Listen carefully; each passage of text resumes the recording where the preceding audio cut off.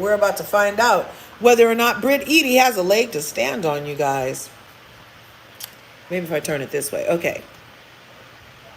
Let's go up here. Number one, the nature of this action is defamation, intentional infliction of emotional distress, false light, respondent superior, and sexual harassment and hostile work environment in violation of New York State human rights law and New York City human rights law in regard to the incident occurring during June 6, 2024, taping of the reality television show The Real Housewives of Atlanta and the subsequent production airing of a Real Housewives of Atlanta episode April 6, 2025.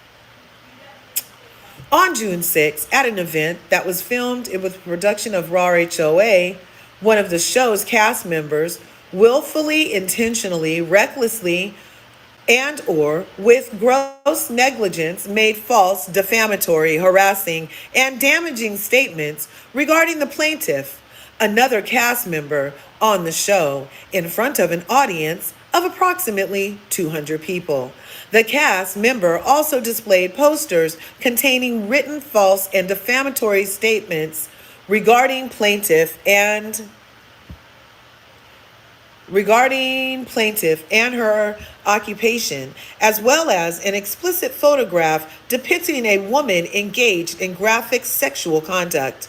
The cast member falsely claimed that the photograph depicted the plaintiff. Plaintiff was not present when the photograph was presented and did not see the explicit photograph until after certain of these events were aired on Bravo nearly a year later, as addressed below. Attendees of the event took photographs, video, and audio recordings, we played it all here, of the cast members' statements and circulated certain of them on social media sites, including Instagram, TikTok, and the statements were subsequently circulated by media outlets.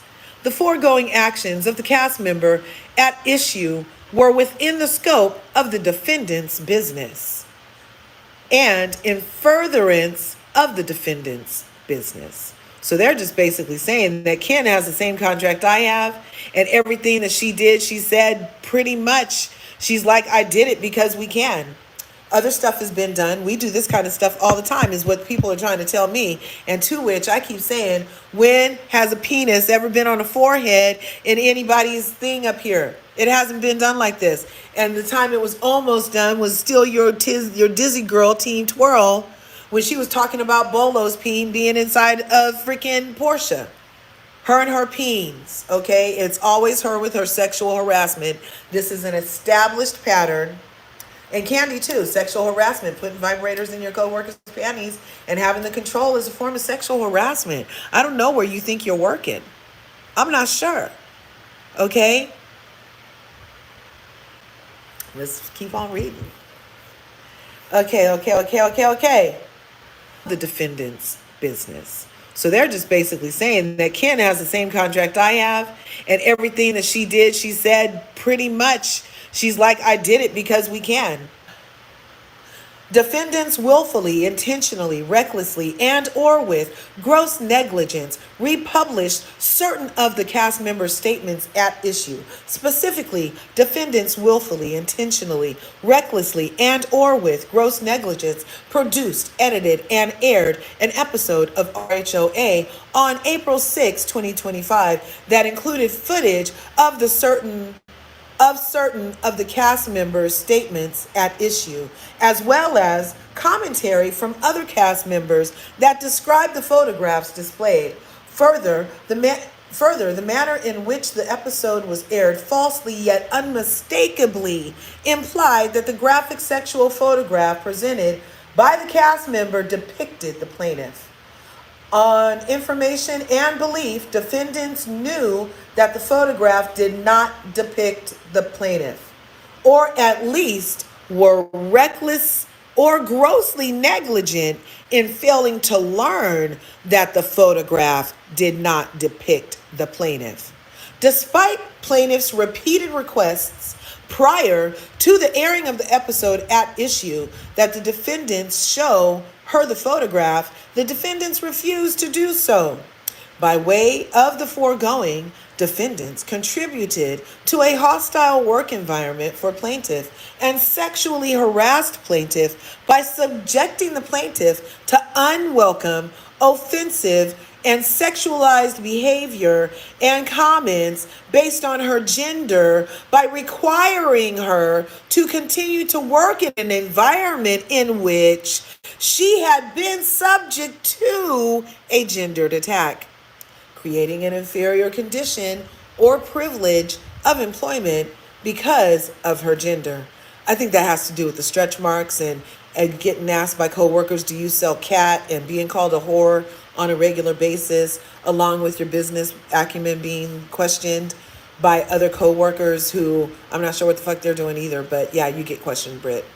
So are you going back in your Rolodex to match the actions from the episodes for who she might be talking about? So far, I think she got all the Jane Does filled.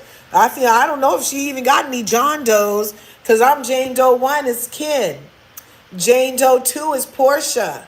Jane Doe 3 is Angela. Jane Doe 4 is Drew. And Jane Doe 5, who could Jane Doe 5 be? Could it be Candy? Because Candy is still riding hella hard. She's riding this like it's a dick and there's only one. Okay? She's riding this. Okay? And it's on the side of Ken Moore, right? Like she was just over in the BET crying at interviews about how she helped Shamia get the job and what's the big problem about dicks on your forehead. Okay? So maybe all 5 Jane Does are taken. She should have pulled a Faith Stour and done Jane and John Does 1 through 50. Okay? Faith Stour did Jane and John's 1 through 50. So she could get production. She could get the other co-worker stars. She got everybody covered with Jane Doe's 1 through 50. I feel like she capped herself at 1 through 5. Because there's 1, 2, 3, 4. Wait, 1, 2, 3, 4, 5, 6. How many stocks do we really have in stock here? At least 6 bitches could get a summons.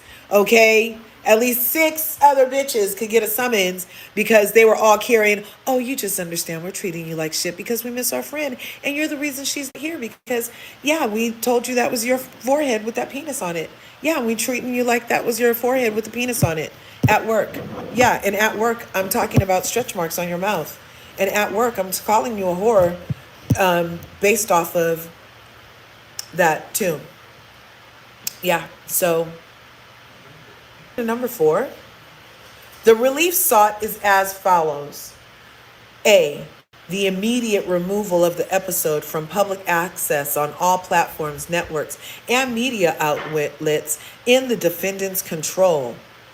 B, a public statement by defendants that the statements by the cast member and the depiction of those statements, including the impression that the explicit photograph depicted of the plaintiff were false.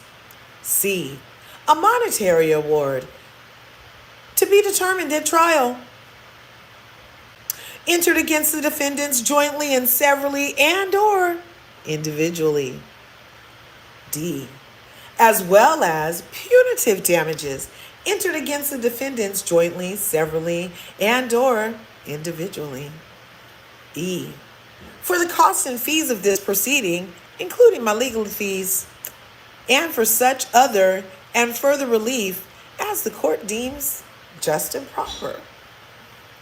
5. Should defendant fail to appear herein, judgment will be entered by default for the sum of not less than $20 million with interest and the cost and the fees of this action. And y'all keep calling Brit stupid. Y'all keep saying she dumb. Y'all keep saying her businesses are a fraud. This is gangsta. You gonna make me sit on the bus? Fine, I'll sit on the back of the bus and I got a dossier on all you bitches. Oh yeah, call me whore again. Angela, speaking to the mic, bitch. Speaking to the mic. How many stretch marks did you see?